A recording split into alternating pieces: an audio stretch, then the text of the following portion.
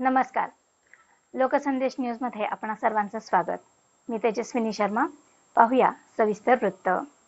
चंदूर इथं राहणाऱ्या प्रेमी युगुलानं आंतरजातीय विवाह केल्याचा राग मनात धरून मुलीच्या वडिलांनी 13 ते 14 जणांसह मुलाच्या वडिलांच्या घरात घुसून संसारोपयोगी साहित्याची मोडतोड करून आणि कुटुंबियांना मारहाण करून पलायन केले.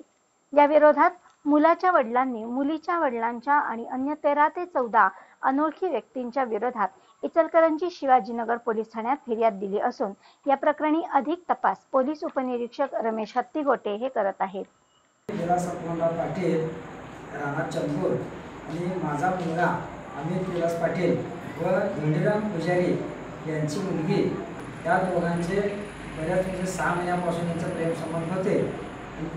त्यांनी दोघांनी मिळून 16 एप्रिल 2018 या रोजी घरातून दोघेही न सांगता त्यांनी पळून गेले व कुरुंदवाड पोलीस स्टेशनमध्ये रजिस्टर लग्न करून नरसिंहवाडी येथे जाऊन हिंदू धर्माप्रमाणे तेथे सुद्धा लग्न विधिवत करून तेथून ते पळून गेले.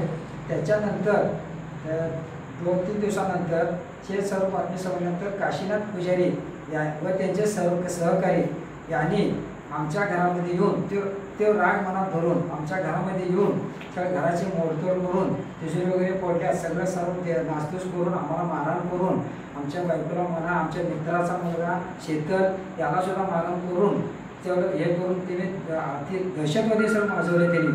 आणि त्यामुळं मी शिवाजीनगर पोलीस स्टेशनला पोलीस कंप्लेंट केली आहे. मी पोलीस उपनिरीक्षक रमेश हत्तीगोटे, शिवाजीनगर पोलीस ठाणे इचलकरंजी.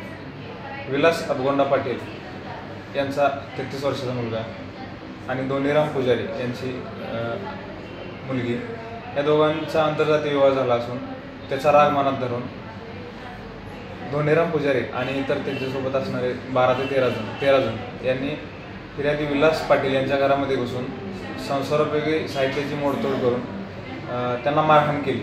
या घटनेवरून शिवाजीनगर पोलीस ठाणे इचलकरंजी येथे विलास पाटील यांच्या फिर्यादीवरून गुन्हा रजिस्टर नंबर 139/2018 अन्वये गुन्हा दाखल झाला असून ते सेक्शन आहे 354, 452, 427 वगैरे कलमान्वये गुन्हा दाखल असून सदर गुन्ह्याचा तपास आम्ही स्वतः करत आहोत.